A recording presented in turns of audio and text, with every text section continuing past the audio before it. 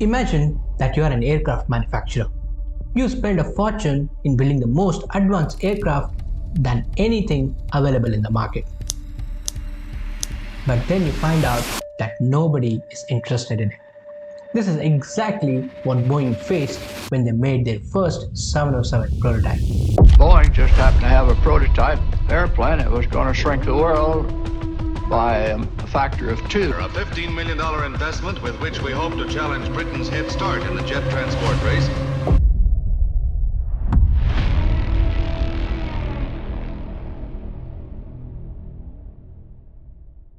In 1945, World War II ended, and it proved how valuable the aviation is. Back then, there were many well-established airlines who were tied to experienced aircraft manufacturers, while Boeing primarily focused on making military aircrafts where companies like Lockheed and Douglas dominated in commercial market. After the World War II, there was a sharp decrease in demand for the military aircraft. But the Boeing couldn't survive on bombers alone, because most of the revenue for the company came from the military contracts. The Boeing didn't want to stay there, so they chose to enter the commercial market. However, the market was already crowded. Still, they built the 377 Stratocruiser, which was more powerful and luxurious than any other aircraft in the market. But the airlines were crippled due to the World War II, and they prioritized cost and efficiency over speed and luxury. So only 56 of 377 Stratocruiser were made, and company lost $15 million of loss. But in 1950, Boeing noticed that most of the fighter jet were transitioning from piston engine to jet-powered engines. And to extend the range, the aerial refueling was becoming more common. But there was a problem. The refueling tankers were still operated on piston engines, which made the refueling slow and difficult. So, the Boeing announced a project of making a jetliner who could solve this problem. And also, they could use the same airframe to make a commercial aircraft and enter into the market. Basically, they were trying to hit two birds with single stone. But Boeing wasn't first to think of using jet engines. Just a year prior, a British manufacturer called de Havilland made the first flight of Comet 1. This is technically considered as the first jetliner, but it looked a little bit strange. All of the four engines were embedded into the wing structure of the aircraft. While the design had certain advantages, while the drawbacks outweighed the benefits. And that is why we don't see such type of design these days. In 1952, Comet 1 entered service, and just few months later, it had a crash in India. After the investigation, officials brushed it off by saying it was due to the bad weather and pilot input error. However, in 1954, there were two more crashes, and after the third one, there was a worldwide response and all of the Comet 1 were grounded. In the investigation, the officials found out that there were cracks developed on the airframe due to the fatigue.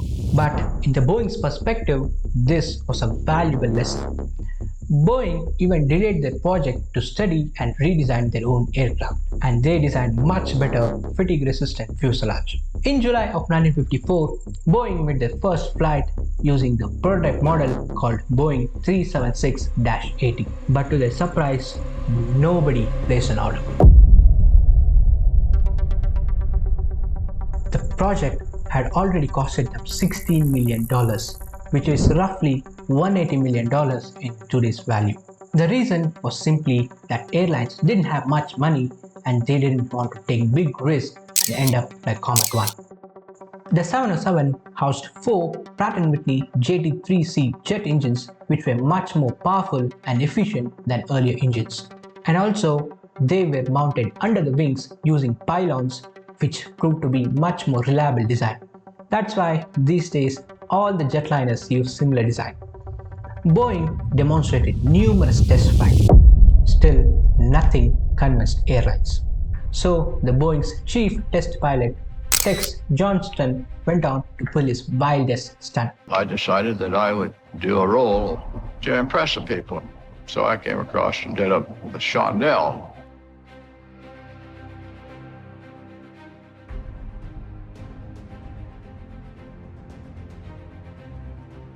Mr. Allen asked me what I thought I was doing. I said I was selling airplanes. But this demonstrated how safe and reliable are these jetliners. And within just few weeks, the US Air Force announced their 29 orders of KC-135 to replace the KC-97. The KC-135 was a military version of 707, which was a little bit modified as per the requirement of military. And few weeks later, 20 new orders came from the Pana Airlines. They were the first commercial customer.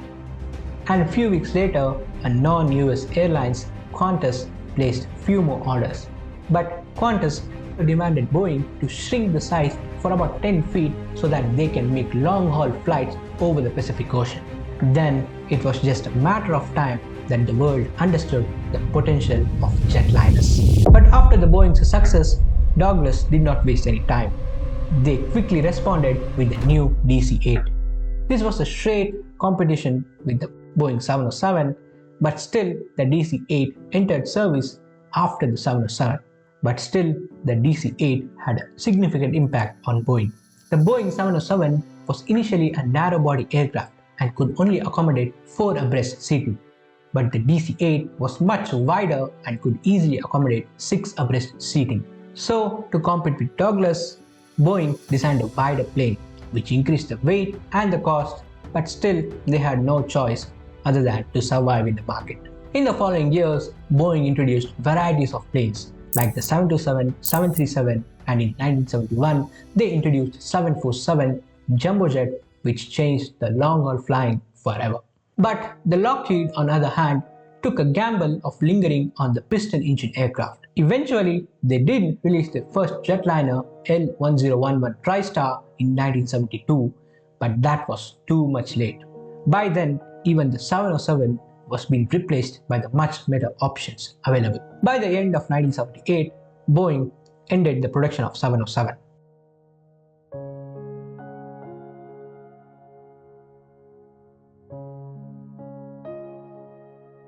Until 1972, American companies ruled the sky.